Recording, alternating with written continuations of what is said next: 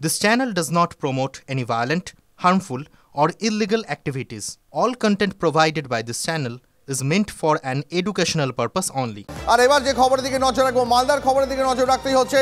মালদার মহাদীপুরের স্থলবন্দরের উপরে এখনো 200 ট্রাক আটকে রয়েছে।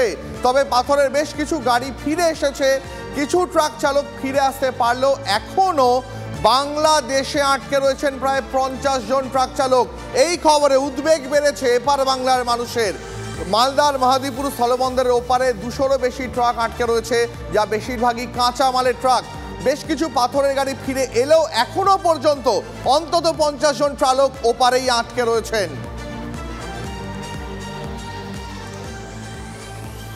দেখুন, যেই সৌহার্দ্য বাস পরিষেবা আমরা খুব ভালো করে জানি, তা এই মুহূর্তে ব্যাহত। কলকাতা থেকে বাস রওনা দিয়েছে বাংলাদেশের উদ্দেশ্যে, কিন্তু সীমান্ত টপকে ওপারে যেতে পারেনি। পেট্রাপোলেই বাস থেকে নামিয়ে দেওয়া হয় যাত্রীদের, এমনই ছবি উঠে এসেছে সামনে। আজ পেট্রাপোল সীমান্ত পেরোলো না এই সৌহার্দ্য। পেট্রাপোল সীমান্তেই যাত্রীদের নামিয়ে দেয় বাস। যেসব যাত্রী বাংলাদেশে যাওয়ার জন্য উঠেছিলেন বাসে, তাদের যাওয়ার জন্য ইমিগ্রেশনের বন্দোবস্ত থাকলেও বাস বাংলাদেশে যায়নি।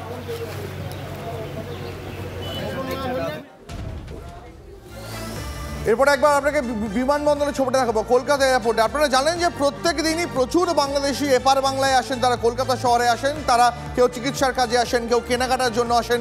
তেমনই গতকাল মধ্যরাতে বেশ কয়েকজন বাংলাদেশি নাগরিক তারা এপারে এসছেন, কলকাতা এয়ারপোর্টে এসছেন, এবং সেখানে এসে তাদের চোখে মুখে অনেকের মুখে স্বস্তি ছাপ। অনেকে আবার চাইছেন দ্রুতই বাংলাদেশের শান্তি ফিরুক।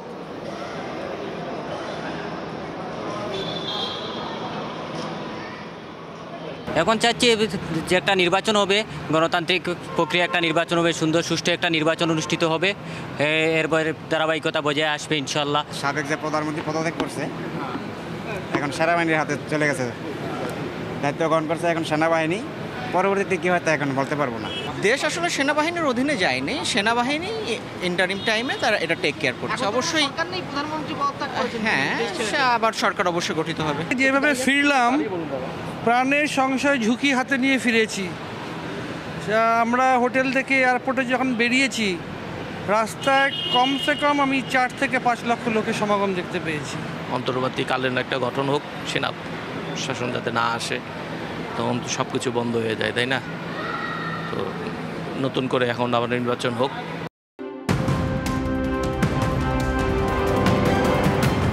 পাশাপাশি নজর রাখবো আরও একটি খবরের দিকে। কলকাতা বাংলাদেশ বিমান পরিষেবা স্বাভাবিকের পথে। কলকাতা থেকে সকাল 9:11 নাগাদ বাংলাদেশের উদ্দেশ্যে প্রথম বিমান ছাড়ে। বাংলাদেশ এয়ারলাইন্সের বিমান নির্ধারিত সময় মতোই ফেরে।